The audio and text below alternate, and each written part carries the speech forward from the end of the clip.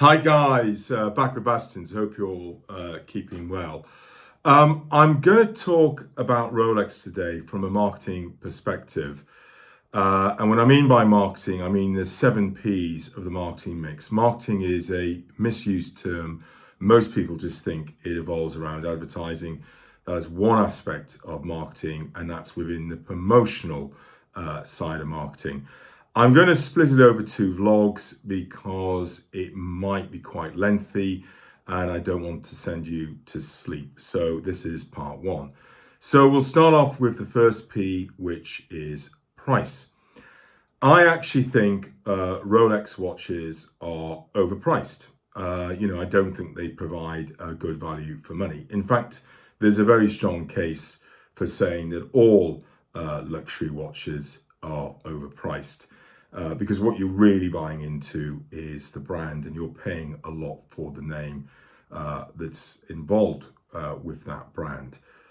But in general, though, what I would say, I think Rolex watches are in particular overpriced. If you take the sister company Tudor, I think they provide incredible value. Yes, the Tudor may not be as well finished watch as a Rolex watch, but it is a very well made watch, and I think they provide very good value.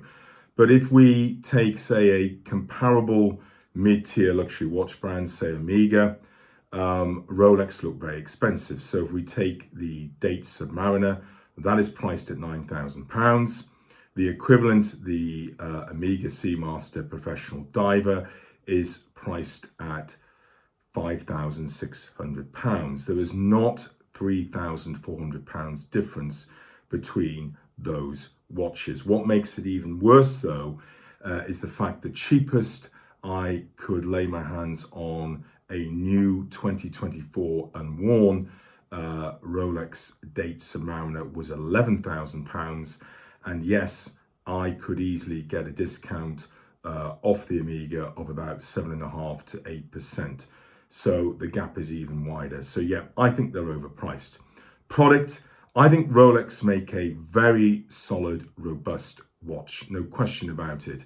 I've always said this, and I'll continue to do so, to say this, I should say.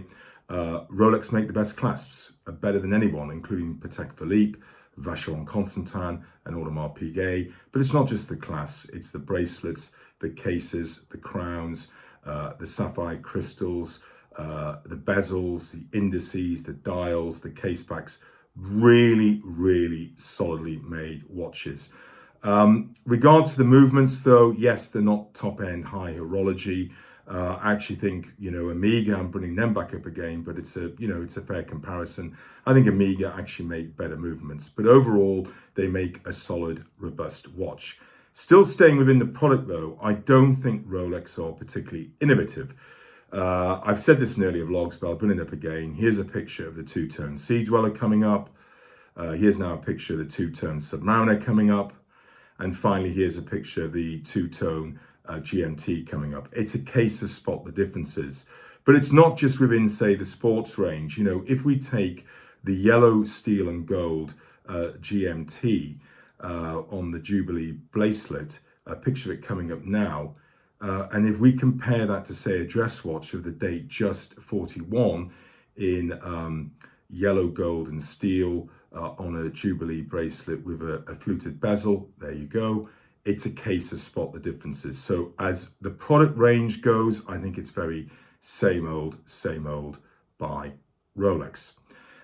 Next P is place. Well, you're meant to go into the authorized dealers and buy one of these Rolex watches and really buy what you want and come out feeling whiter than white.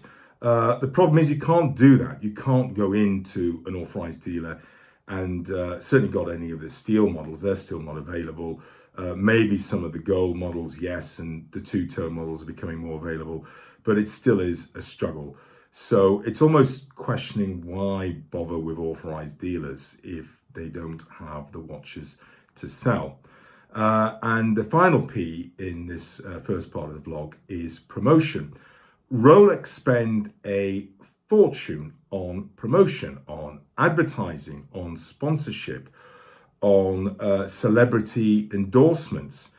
And quite frankly, I think they should save the money and put the money into producing more watches. In other words, to supply the demand for their watches, because I think it's having a negative effect on by over promoting their watches.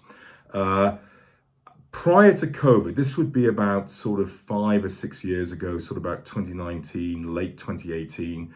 I was in a authorized dealer, and a guy there put in mid to late 40s. He'd never bought a Rolex before, and he came in with a glossy magazine, and he wanted to buy a particular model, and he was just laughed at. And he was really dismissed. It was like, well, how long is it to get this? He said, look, we can't get the watch. It's impossible.